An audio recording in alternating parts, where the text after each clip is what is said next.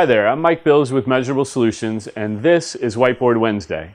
So today we are talking about how to get staff to get things done on their own, right?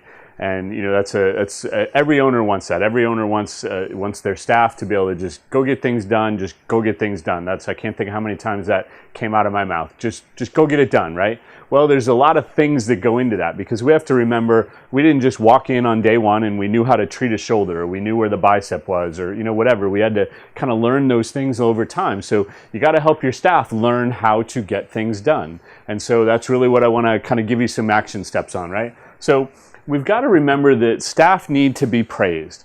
We like to be, as an owner, we like to be praised. We love to hear it when patients say, oh, it's so great. I love all your staff. This is the greatest place to come. Blah, blah. Here's some donuts. Here's some cookies, whatever. That praise goes a long way. And so we need to kind of approach every action to helping our staff get things done. We need to approach it with basically what I call a praise sandwich.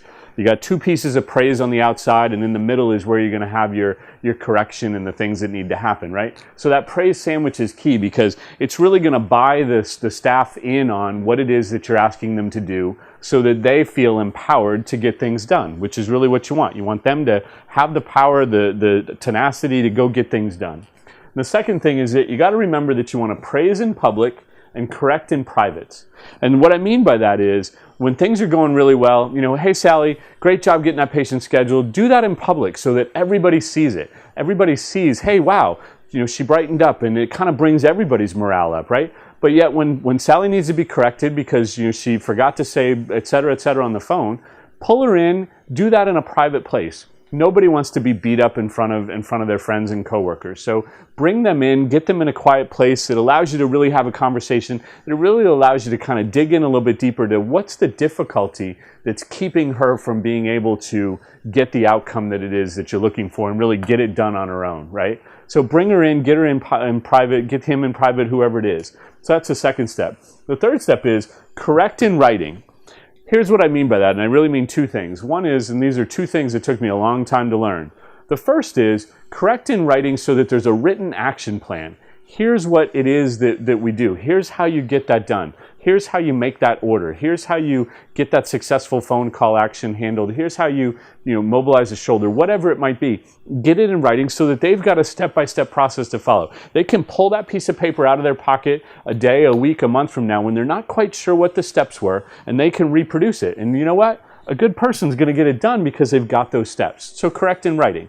Now, if it goes beyond that, you actually need to write them up, whatever that is in your practice. Well, that definitely needs to be in writing, and that's kind of what that means as well. Correct in writing. If you need to really bring it to somebody's attention, this is how many times they've messed up, and it's really kind of getting to the end, then you've got to get that in writing. It makes that much more formal and that much more noticeable to them.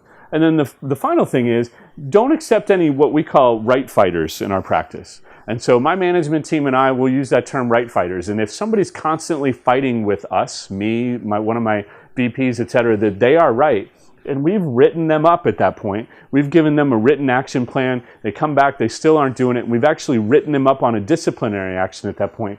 It's time to kind of be done with that. I don't have time in my day. My staff doesn't have time in their day to deal with that. And that person is actually taking so much more time out of my day. I could go do the job that they're not getting done. I could get it done in less time than I'm spending kind of fighting that right fighter. So if you're fighting right fighters, stop fighting right fighters. Fighting right fighters is going to destroy your practice. But most of all, follow these three things, and it's going to help you to get your staff to get things done. You're going to be happy. You're going to have a successful practice. You're going to be thriving, et cetera. So I love to hear how everybody's doing with these Whiteboard Wednesday topics. Do me a favor, leave a comment in the section below. I'd love to see it, and I hope that everything's going great for you and your practice. I love to hear about wins. Please share them, and I'm looking forward to talking to you again for next week's Whiteboard Wednesday topic. That's it for today. Have a great day. Take care.